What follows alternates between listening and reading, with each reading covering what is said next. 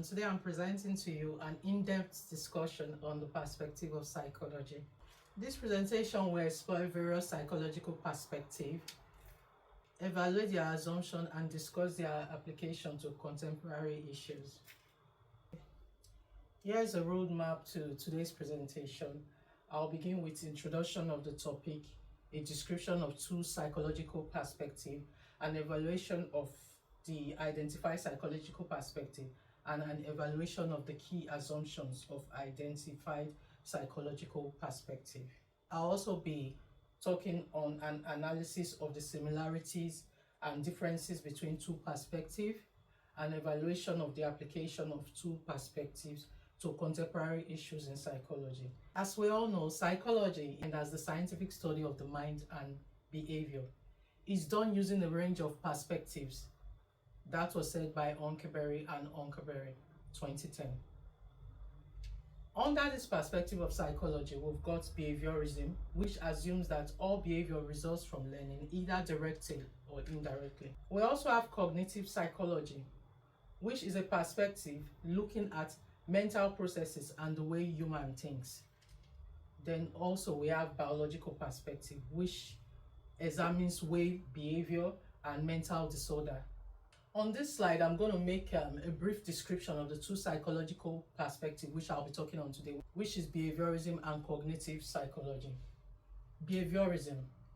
Behaviorism refers to a systematic approach to gaining understanding of the behavior of human and other animals. This was said by Arabia, 2019.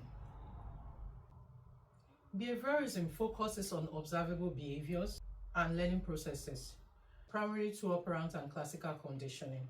This perspective emphasizes measurable outcomes and scientific rigors.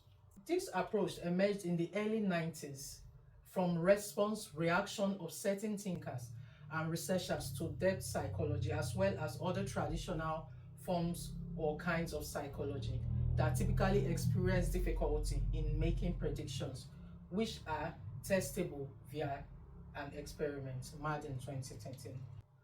On the other hand, we have cognitive psychology. The term cognitive refers to the mental processes. This was said by Malone in 2009.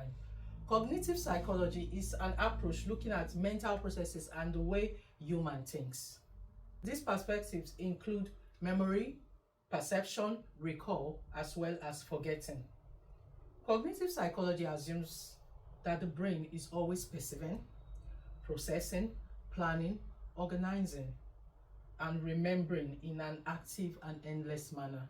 These are the 7 major perspectives of modern psychology. We have the psychodynamic, behavioral, cognitive, biological, cross-cultural, evolutionary, and humanistic.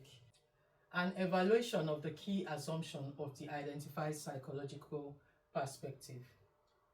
We'll first talk on behaviorism.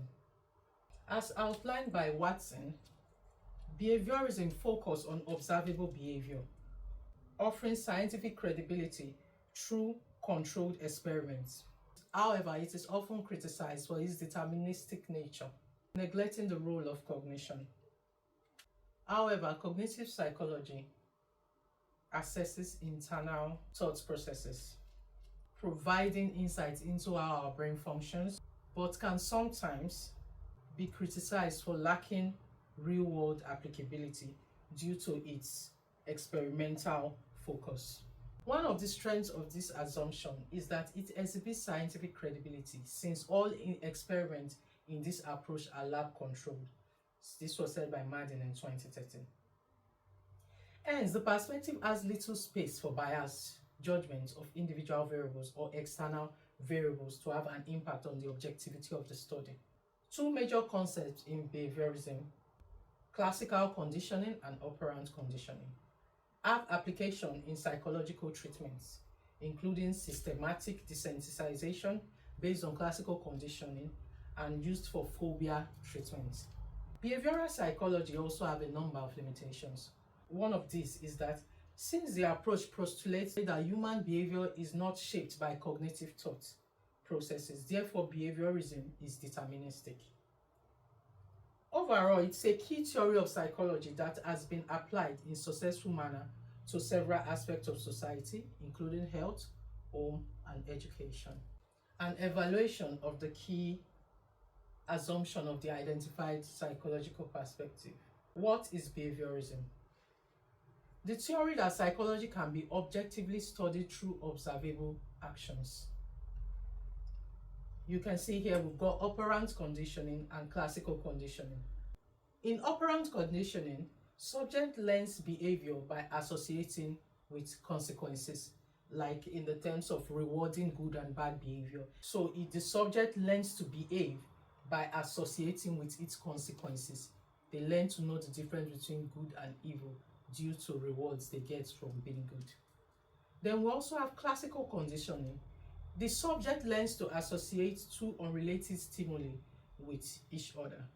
For example, a dog being called to eat using a bell. Anytime the dog hears the bell, the dog knows it's meal time. Even if there's no food coming, once the dog hears the sound of a bell, it begins to salivate. So that dog has been conditioned classically to know that once he hears the sound of a bell, it's meal time. On this slide, I'm going to evaluate the work of key theorists relating to each of the identified psychological perspectives.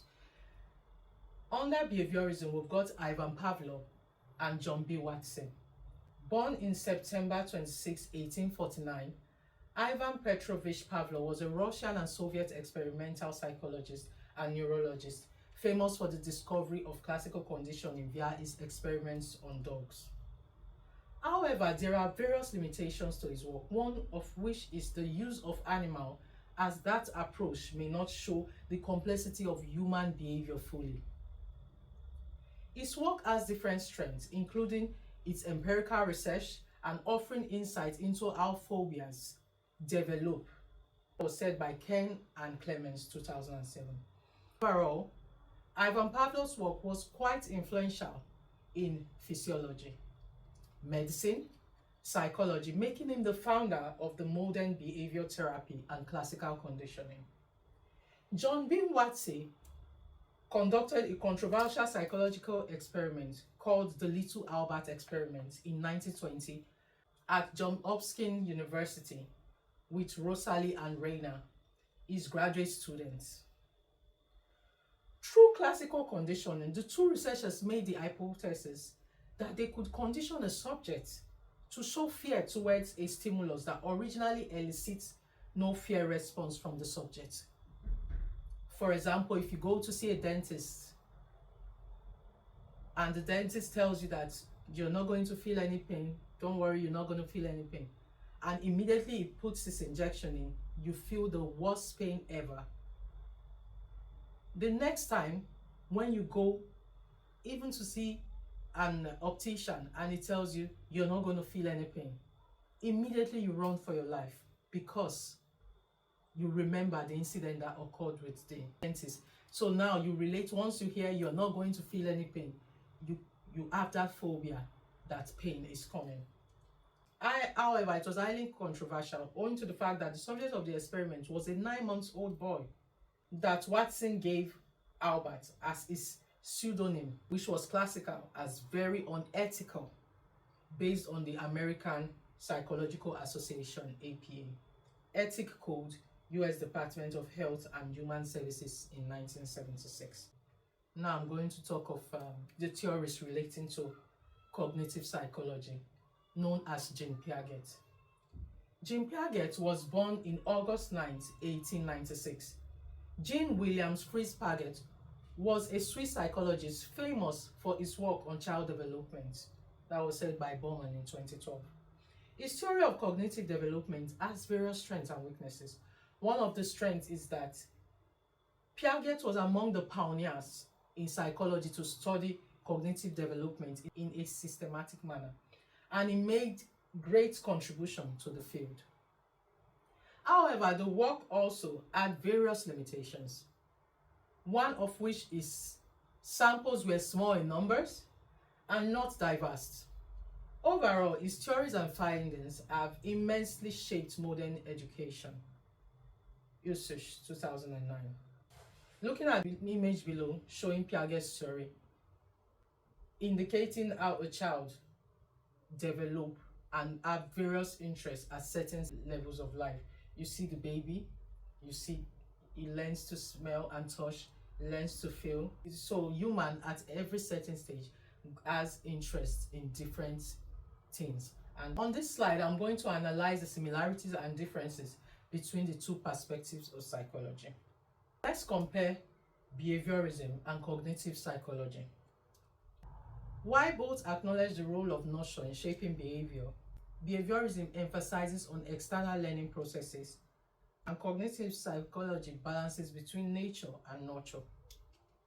Determinism is more aligned with behaviorism, while cognitive psychology allows for a degree of free will, highlighting internal thought processes. With respect to nature versus nurture, there are various similarities between behaviorism and cognitive psychology. Both perspectives agrees nurture plays a role in shaping human behavior.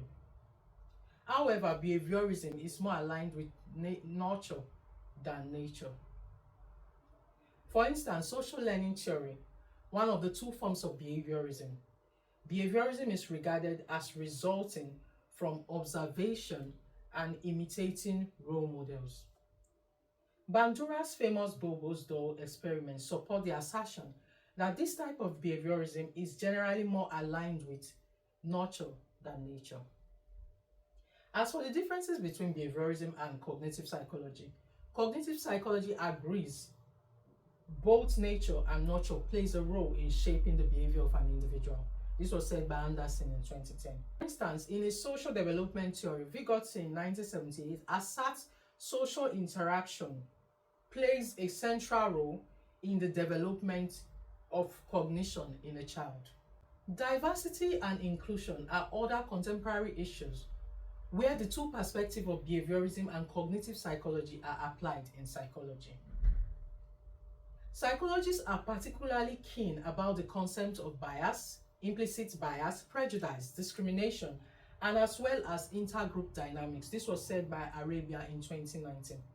For cognitive psychology, one of the strengths in implicit bias training is the training is good to raise awareness of the unconscious bias that people hold, which they may not even realize. This was said by Madden in 2013. However, one limitation of implicit bias training is that it requires long-term commitment. Several organizations run only one-off sessions. For behaviorism, one strength of observational learning is that people typically learn from social environments, and hence observing inclusive behavior results in social norms, supporting diversity and inclusion. This was said by Anderson in 2010. However, its limitation is while observational learning can be highly beneficial, it may not be effective enough on its own for creating a lasting change. This was said by Anderson in 2010. This references highlights the foundation theories and contemporary research that underpins today's discussion. I encourage you to explore them further to gain broader perspective into the insights of this topic. To wrap this up, the diverse perspective in psychology, such as behaviorism and cognitive psychology, offers unique tools for understanding and addressing both individual and society challenges. So by integrating this perspective, we can develop more comprehensive intervention and strategies for mental health, education, and workplace issues. Thanks for your attention. I look forward to your questions in the comment section. Thank you.